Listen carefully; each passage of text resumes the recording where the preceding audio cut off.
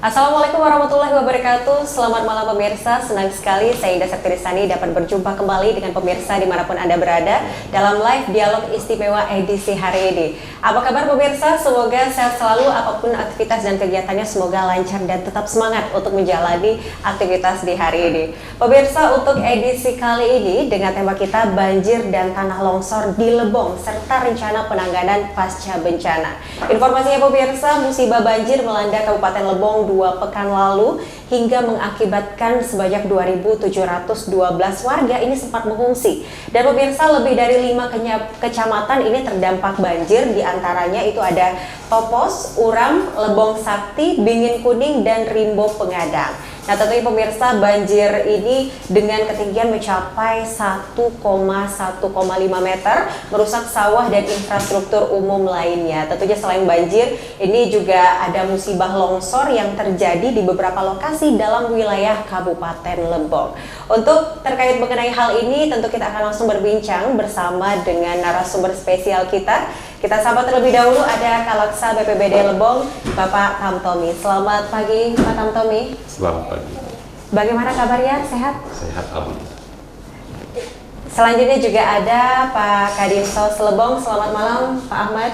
Selamat malam. Assalamualaikum warahmatullahi wabarakatuh. Waalaikumsalam. Bagaimana kabarnya? Sehat? Alhamdulillah sehat. Semangat. Sehat luar biasa. Dan tentunya berkaitan mengenai banjir dan tanah longsor ini, mungkin saya ke Pak Tamtomi terlebih dahulu ya Bapak ya. Mungkin boleh diceritakan seperti apa kondisi pada 2 pekan lalu ini Pak?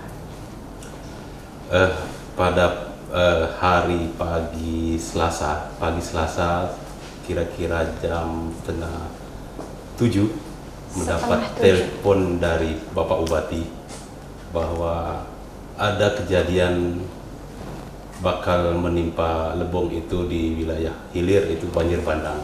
Karena berdasarkan info dari beliau mendapat info dari kecamatan Tapus bahwa banjir sudah melanda di desa Talanglonok. Nah, biasanya kalau banjir itu sudah masuk Talanglonok, di hilirnya pasti bakal banjir bandang luar biasa menimpa di bawah.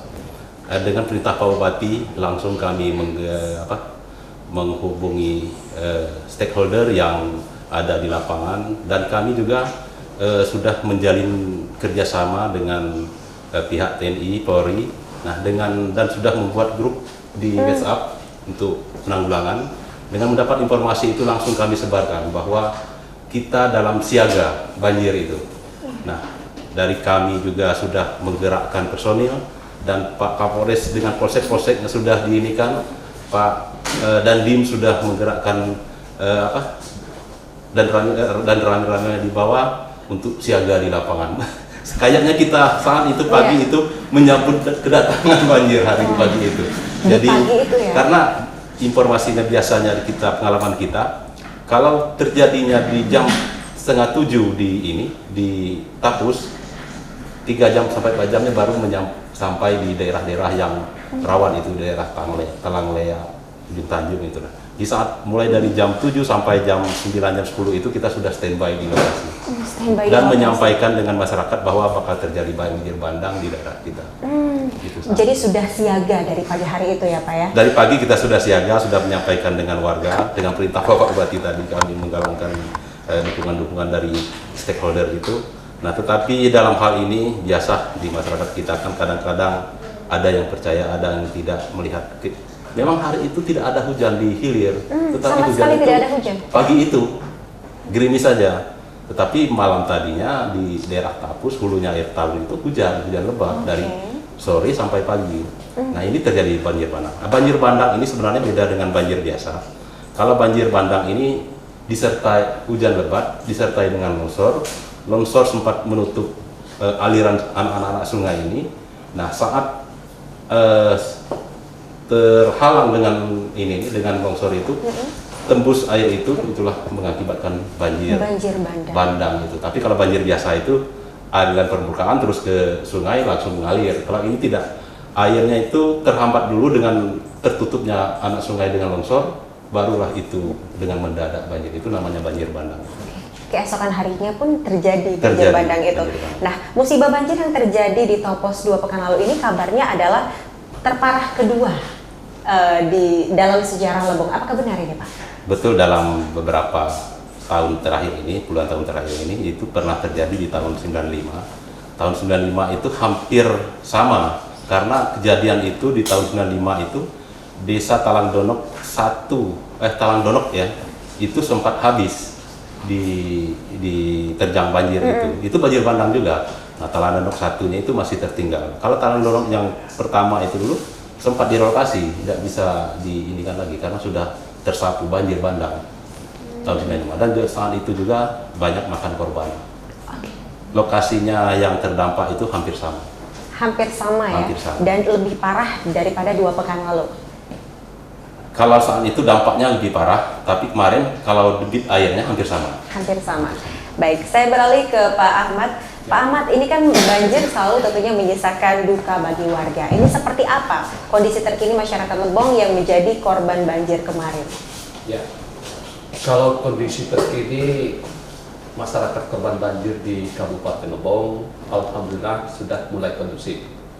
Hal ini dikarenakan pada saat terjadinya musibah banjir yang melanda Kabupaten Lebong beberapa waktu yang lalu, atas komando pimpinan kami, Bapak Bupati Lebong, Bapak Topi Ansori, kemudian Bapak Sekda, Bapak Wakil Bupati, kami diperintahkan untuk segera menangani korban daripada dampak banjir ini. Nah, kami dari Dinas Sosial Kabupaten Lebong langsung menurunkan dapur umum, menyiapkan posko banjir, kemudian memberikan bantuan stok logistik yang ada di tempat kami. Makanya penanganan korban banjir ini berkat kerjasama dan dukungan seluruh warga masyarakat, termasuk warga yang dari luar Kabupaten Lebong, rame-rame ikut membantu korban banjir ini, sehingga kendala yang dihadapi seperti pangan, sandang, itu alhamdulillah dapat kita penuhi. Sehingga seperti yang saya sampaikan tadi, keadaan ataupun kondisi masyarakat Kabupaten Lebong yang terdampak banjir, khususnya dari segi permasalahan sosial, terutama masalah sandang dan pangan, alhamdulillah dapat kita atasi. Penuhi ya? Ya, tetapi kalau dampak yang lain seperti dampak fisik seperti yang disampaikan oleh Pak Kalax tadi, itu masih terasa sampai saat sekarang ini. Seperti misalnya ada beberapa jembatan yang putus, kemudian ada juga jalan yang longsor. Tetapi seperti yang dapat kami sampaikan bahwa pihak pemerintah Kabupaten Lebong dalam waktu yang sesegera mungkin ini, hal-hal yang menjadi akibat banjir ini akan segera diperbaiki. Ya, tapi kalau untuk kondisi saat ini, apakah masih ada masyarakat mungkin beberapa yang mengalami trauma secara psikisnya atau bagaimana nih Pak? Ya, kalau kita berbicara masalah trauma secara psikis, ya pasti ada ya. Tetapi kita berusaha secara pelan-pelan akan berusaha untuk segera mengatasinya. Nah, kemarin dari pihak PMI, Ikatan Bidan Indonesia, termasuk lembaga-lembaga yang lain, ada yang membantu warga masyarakat. Seperti kemarin ada dari rombongan kawan-kawan dari Kepahyang untuk menghibur anak-anak korban banjir ini. Mereka mendatangkan pencerita, pendongeng gunanya untuk menghibur anak-anak di sana, anak-anak korban banjir ini. Baik, jadi tidak hanya bantuan secara mungkin fisiknya saja, tetapi ada juga bantuan secara psikis juga untuk para korban yang mengalami trauma juga ketika mendapatkan musibah 2 pekan lalu. Nah, tadi Bapak juga mengatakan bahwa sudah ada secara sandang, pangan ini sudah terpenuhi untuk seluruh korban, dan kita tahu bahwa Dinsos ini selalu terdepan ataupun menjadi garda terdepan dalam penanganan logistik ketika bencana terjadi. Mungkin boleh dijelaskan lebih jelasnya lagi nih Pak, apa saja yang sudah didistribusikan oleh Dinsos? Baik, kami betul apa yang disampaikan tadi, kami berusaha Bu, iya. untuk selalu terdepan dalam menangani korban bencana banjir ini, khususnya di dalam pemenuhan sandang dan pangan bagi korban banjir ini. Kami tentunya tidak bekerja sendiri Bu, ya kami bekerja dengan relawan-relawan yang ada di sayap-sayap kami di Dinas Sosial ini seperti Tagana, Pelopor, kemudian TKSK, kemudian dari aparat-aparat pemerintahan kecamatan, aparat desa setempat, sehingga pemenuhan kebutuhan sandang pangan untuk korban banjir ini dapat kita penuhi. Malahan kalau boleh saya katakan, perhatian, dukungan, dan bantuan dari semua warga Bengkulu ini banyak sekali mengalir memberikan bantuan ini. Tetapi seperti yang saya sampaikan tadi, mungkin ada satu dua yang belum terpenuhi. Kami akan selalu berusaha. Kami akan telah secara maksimal untuk membantu warga masyarakat yang tertimpa musibah banjir ini. Bantuan ini luar biasa Bu.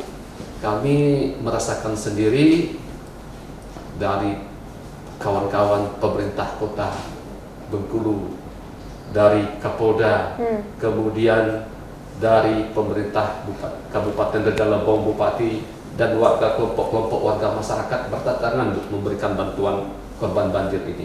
Baik dari sayur mayur, dari pedagang kecil, sampai pejabat-pejabat dan pengusaha-pengusaha sangat membantu, sangat besar sekali bantuannya untuk pemenuhan kebutuhan sandang dan pangan untuk korban banjir ini.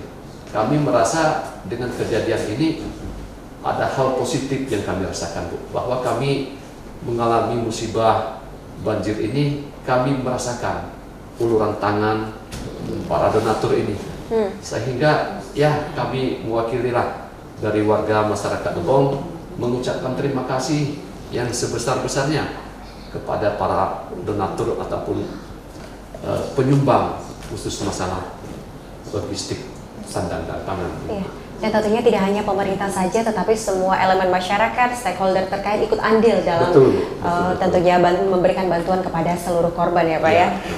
Mungkin saya beralih ke Pak Tamtomi. Pak Tamtomi, sebenarnya apa yang menjadi penyebab banjir bandang di wilayah Topos ini? Apakah karena semalamnya udah hujan ya seharian dari pagi hingga sore, atau mungkin Sungai Ketahun memang sudah mengalami pendangkalan sehingga air meluap, atau ada faktor-faktor lainnya? Nah, kejadian banjir ini, bencana alam yang jelas ya, bencana alam ini memang kita tidak bisa memprediksi kapan datangnya, tetapi itu pasti datang bencana alam sepanjang kita tidak merawat lingkungan kita dengan baik. Nah, banjir bandang yang terjadi kemarin di akhir tahun itu salah satu faktornya itu memang intensitas hujan itu cukup tinggi di hari itu ya, dimulai dari tanggal 15 sampai pagi tanggal 16 itu cukup tinggi. Memang sering terjadi hujan lebat seperti itu. Tetapi yang terjadi saat itu adalah ikutannya longsornya itu. Longsor menutupi anak sungai itu. Nah, kejadian longsor ini sebenarnya ya kita tidak menapik. Memang aktivitas alih fungsi lahan itu banyak di kita karena memang seperti kebutuhan akan lahan terhadap masyarakat ini memang dengan pertambahan penduduk pasti kebutuhan akan lapangan pekerjaan itu pasti. Jadi kebutuhan lahan itu masih banyak. Jadi masyarakat kita alih fungsi lahan itu menjadi akibat alih fungsi lahan itulah kekuatan tanah itu untuk menahan erosi, untuk menahan longsor itu tidak ada lagi. Jadi terjadilah longsor saat hujan besar, itulah terjadi banjir lahar.